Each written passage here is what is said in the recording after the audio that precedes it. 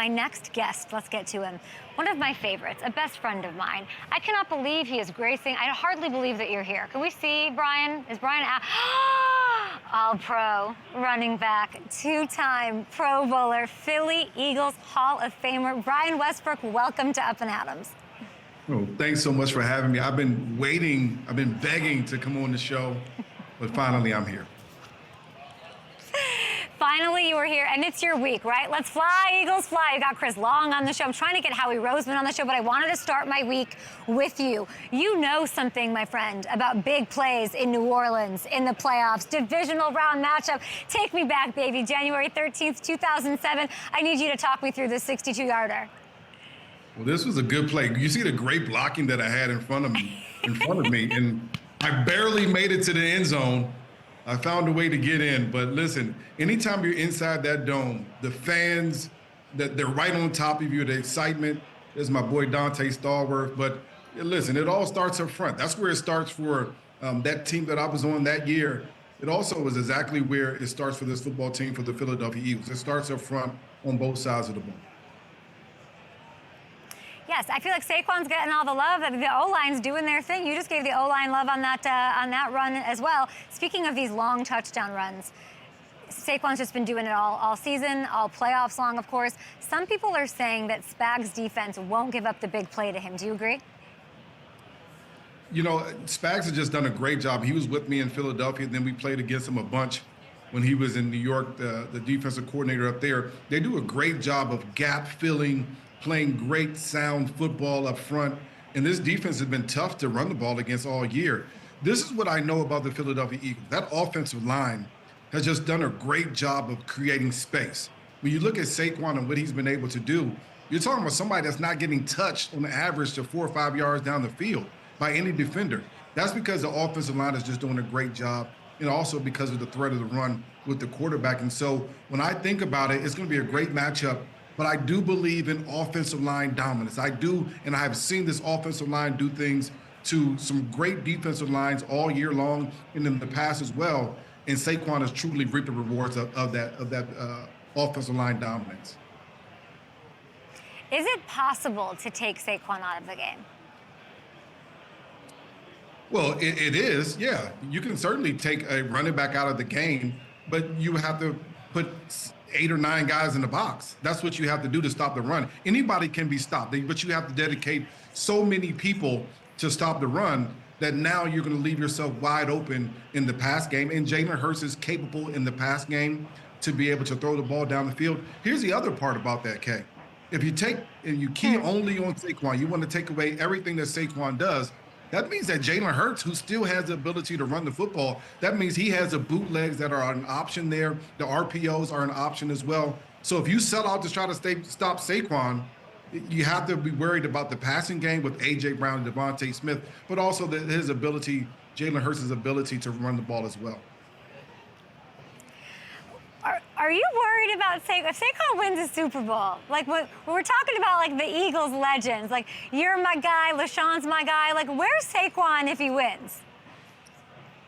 He's super special. I don't know that I ever rate different eras. I mean, I haven't played in Philadelphia in, my goodness, almost 15 years. It's been a long time, and so even when I look at Saquon, I sometimes I forget that I'm 45 years old. He's a young man compared to me, and so he's close to almost 20 years younger than me. But, what he's been able to do as far as running the football, catching the ball out of the backfield, explosive plays, we haven't seen that in Philadelphia in a very long time. And we've had some good running backs. DeAndre Swift, a good running back. Miles Sanders, a good running back. But Saquon has taken it to a different level because of his ability and his talent. And so, listen, LaShawn was a great back. I was a really good running back.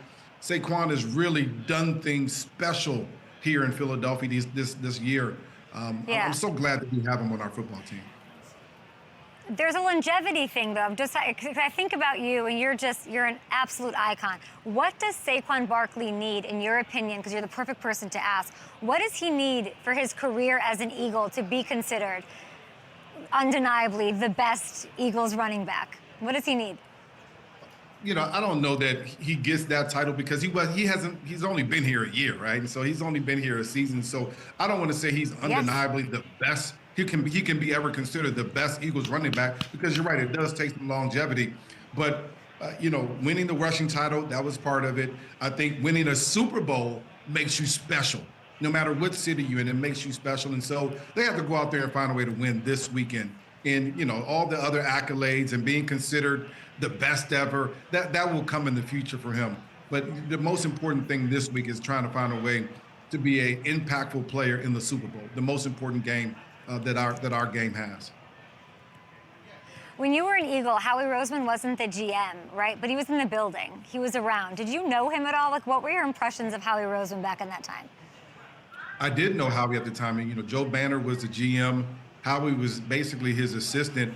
I saw a young man that was smart, that was understanding of the game.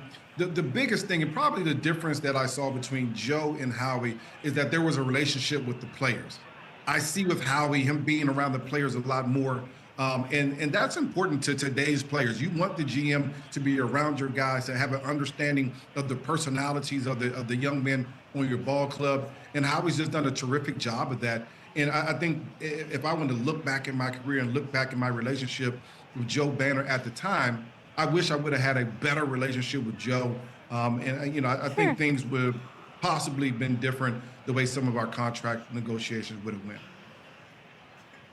Brian, I love talking to you. This is like invaluable insight. It's your week. It's Eagles week.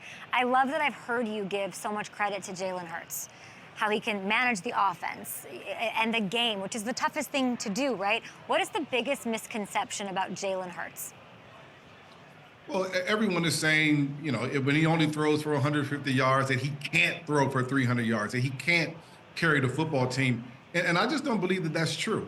He can carry the football team. He's done it with his arms. He's done it with his legs on many occasions. But when you have a weapon like Saquon in your backfield, you use that. Because with the running game, it helps not only your offensive line be dominant up front, but it also helps your defense. So now the offense can play to the defense just a bit.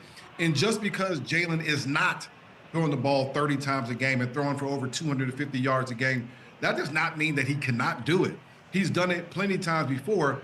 He dominates a game in a different way.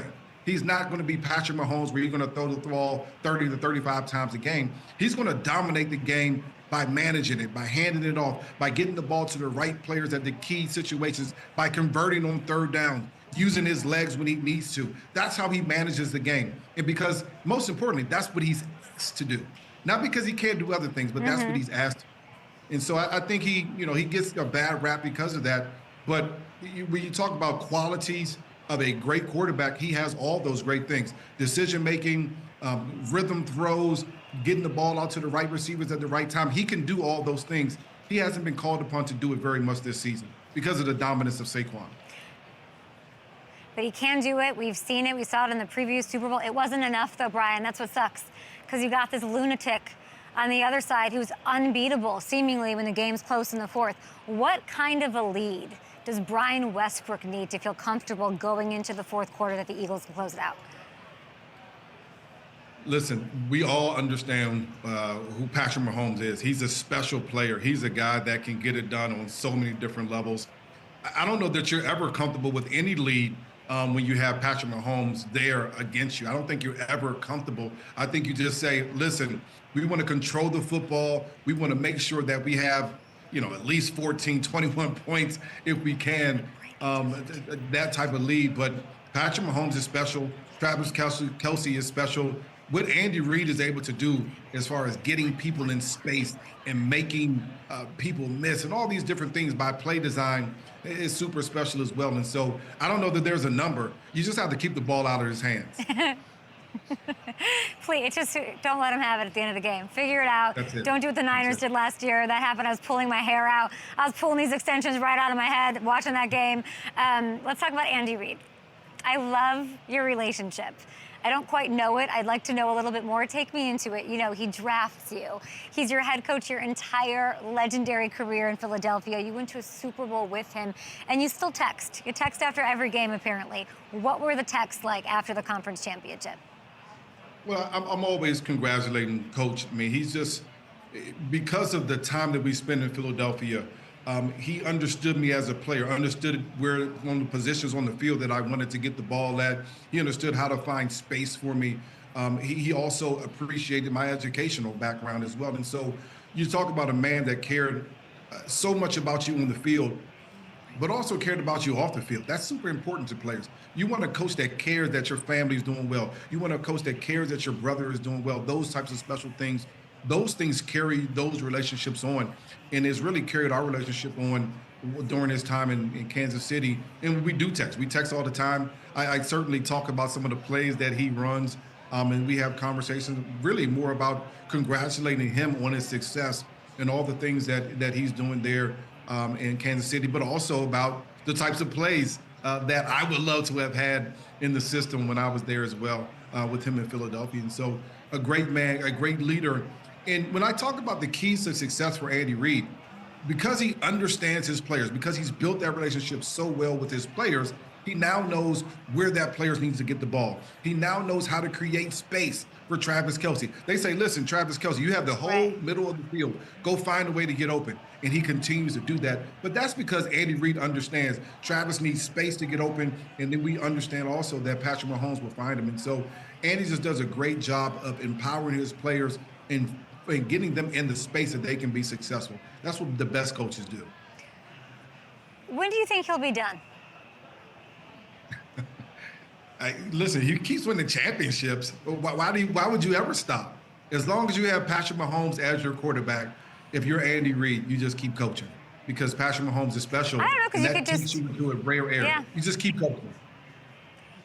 I don't know. You could get him a puppy. He could raise a puppy. We could get him a couple horses.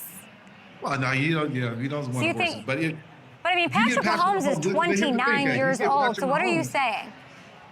I think he coaches until he loses the Super Bowl. Yeah, but that's what he does. When you have Patrick Mahomes, he's going to coach until he loses a Super Bowl. That's what I would do if I was him, of course. I mean, Patrick Mahomes is going to play another 10 years, so you're saying Andy might be eating cheeseburgers and doing the Chiefs for 10 more years? State Farm commercials? Woo! Look at you, too! We were young men there. Oh, my goodness. I had a six-pack back then. Those are the good days. I think Last one for you.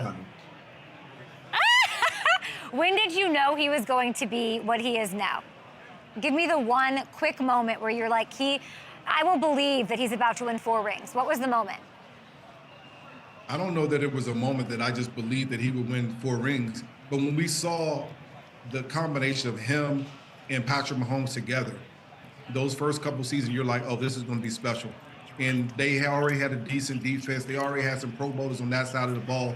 They put Kelce, Patrick Mahomes, and Andy Reid together. Once you have that quarterback, it becomes a special trio, and that's what has happened in Kansas City. Brian, who you got? Of course, I'm going the Eagles. I think they're the better football team. I think when you look at the team across the board, they're just better, and they've done a great job of cultivating it. I think they control the football, and they find a way to win the game. Love that. I don't know if you're texting Saquon, if you play a very interesting role in this with the dynamics and the relationships, but I love you, Brian. Thank you so much. Enjoy watching your Birds hopefully win the Super Bowl. Thanks, B. West. Goated.